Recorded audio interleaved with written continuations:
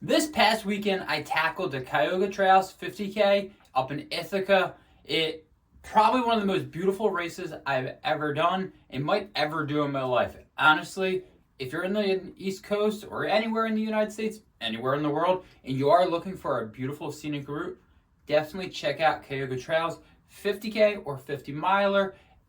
Again, a lot of these views are just jaw dropping. But the shoe I took out for this race is the Saucony Endorphin Rift. And I keep getting a lot of questions. Am I happy with the decision of going with the Rift? And honestly, in short, I'll say yes. I am really happy with the shoe that I picked. But it's not all perfect. There are some things I definitely want to point out. So if you do plan on getting this shoe, and you plan on using it for an upcoming race, training run, whatever it may be, you know all the details before you spend $170 on the Rift.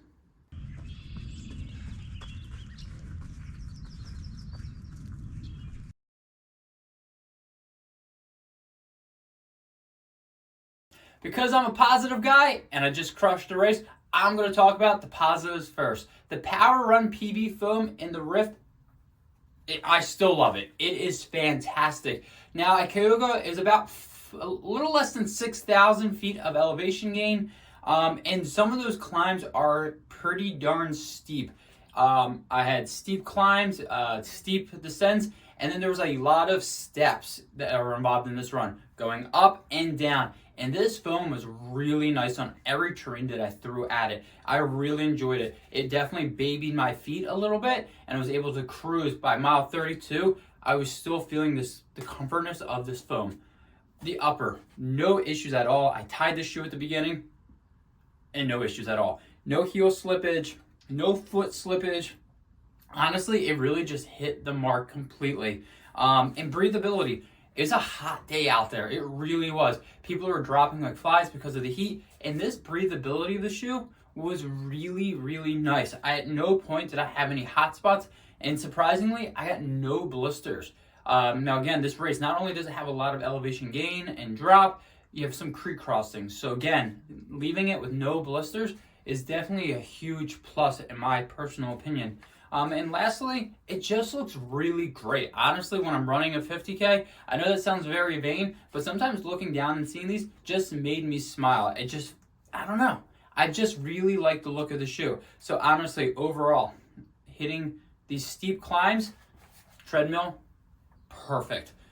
This steep descents, again, tread, perfect. It doesn't look like a lot of lug depth right there, but it definitely gets the job done, which is really confusing because there's pretty decent lugs on this, but when running on the cement, these stone steps, which there's a lot of it, no issues at all. I felt really comfortable running up and down those, and at no point did I feel like this, because sometimes with lugs, if there's too much, it feels like you're almost like on ice skates a little bit, or on soccer cleats dancing on the sidewalk. No issues at all, which I find it really interesting. The power track, I don't know what they're doing with this, but the pattern they're using, the lug depth, just works on every terrain that I threw it on.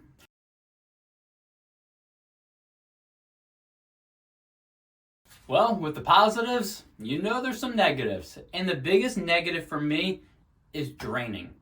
The drainage of this shoe was not great. So there was a couple creek crossings, some pretty shallow, but there were a couple that were pretty deep up to my knee. And honestly, because it was so hot, I really wanted to dunk my head in it, get my hat in there. The first time I crossed that big creek, I could definitely hear that squeak, squeak, squeak, squeak, and I could definitely feel my foot feeling it. It dried out okay, but by the time I did the loop and I came back and I did that creek crossing again, that's when I really ran into the issues. My sock got soaked, and at no point did the water drain from it. I ran the last maybe 4 miles-ish, really feeling like my foot was still pretty darn damp. So again, this shoe, while it does a lot of things really great, it does not deal well with water in it, and it didn't drain well.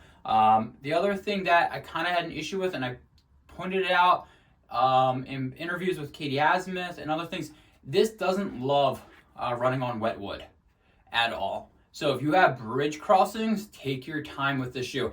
I ran over one bridge, and it wasn't like one where it had handle rails or anything. It was a pretty narrow one, and I almost went down. I almost ate it. Honestly, it was one of those this shoe that, again, it handles a lot of things great. For some weird reason, This lugs does not like wood, especially if it's wet.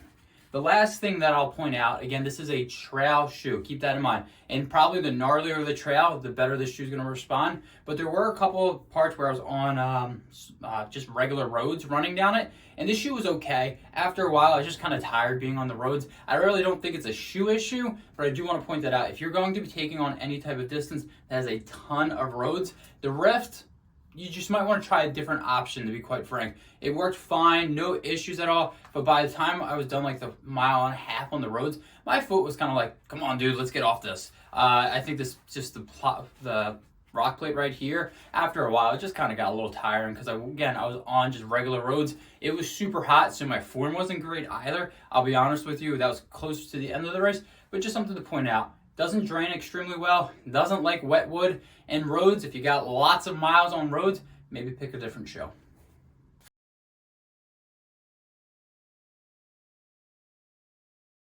So in conclusion, yes, I would absolutely take this out on another 50K, maybe 50 miler. Honestly, I don't think this has a distance limit. It just works really well. I found this shoe to be very nimble, very fast. It's also super light, which is huge, about 8 ounces in my size, a little bit more than that. And that's huge. When you're running long distances and your legs get super tired, and yes, my legs got super tired. It was super hot, super humid. Having a lighter shoe just felt really nice to have. I ran this 50K in about 6 hours and some change, so having a shoe like this was perfect for it. Again, some minor things to keep in mind, but the Rift is absolutely a winner in my opinion.